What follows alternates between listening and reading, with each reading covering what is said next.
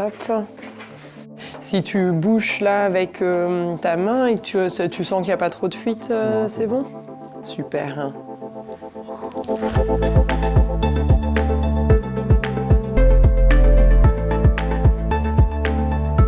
Donc là, ils vont mettre en place un petit appareil qui va mesurer la variation de volume sanguin pendant l'effort et vraiment au niveau du quadriceps. Là, ce qu'on va voir tout de suite, c'est une visite expérimentale d'un suivi d'une personne avec un diabète de type 1 qui a par exemple suivi un processus d'entraînement. Donc là, ça va être un test d'effort sur bicyclette ergométrique où on va regarder les adaptations, qu'elles soient respiratoires, vasculaires, métaboliques à l'exercice et vraiment essayer de faire le lien entre les glycémies qu'on va mesurer en temps réel et puis les adaptations vasculaires. Faire de l'exercice, c'est très bon pour la santé, qu'on ait un diabète ou non, mais les personnes qui vivent avec un diabète de type 1 vont avoir une complication en plus par rapport à quelqu'un qui n'est pas diabétique, qui est le fait que leur glycémie, donc le glucose, le sucre dans le sang, va varier parfois de façon un peu extrême à cause de l'activité physique. La particularité du diabète de type 1, c'est qu'elle peut toucher des personnes à tout moment de la vie. Et d'ailleurs, le pic d'incidence se situe même pendant l'enfance et l'adolescence. C'est vraiment important de faire de la recherche pour aider ces personnes-là. Et donc, c'est ce qu'on fait dans le cadre de notre laboratoire.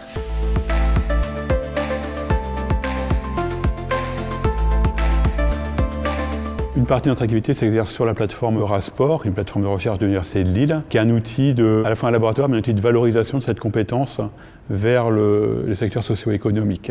Notre objectif, c'est de comprendre les effets de l'activité physique sur le fonctionnement de l'organisme et aussi d'intervenir sur les personnes pour modifier des comportements. Très bien Walid, super, nickel, continue comme ça, ça va monter au fur et à mesure, ça va être de plus en plus dur sur la charge du vélo, tu continues et puis là on voit bien ta courbe à l'écran de consommation d'oxygène en bleu, elle va normalement monter progressivement et puis au bout d'un moment elle va plafonner et là on aura atteint ce qu'on appelle ta consommation maximale d'oxygène, c'est vraiment le reflet de ton aptitude d'endurance du moment. Dans cette structure-là, on met en place des protocoles de réentraînement de personnes qui vivent avec un diabète, mais aussi de personnes qui ont par exemple la maladie de Parkinson en phase précoce, de personnes obèses. On a aussi un rôle qui est sociétal, donc la recherche, il faut qu'elle soit utile. Alors, il y a des recherches qui sont fondamentales, peut-être que l'utilité elle est à 10, 20, 30 ans. Notre recherche, elle peut être utile pour les personnes. Donc voilà, avec le capteur de glucose, on scanne et on a la glycémie en temps réel.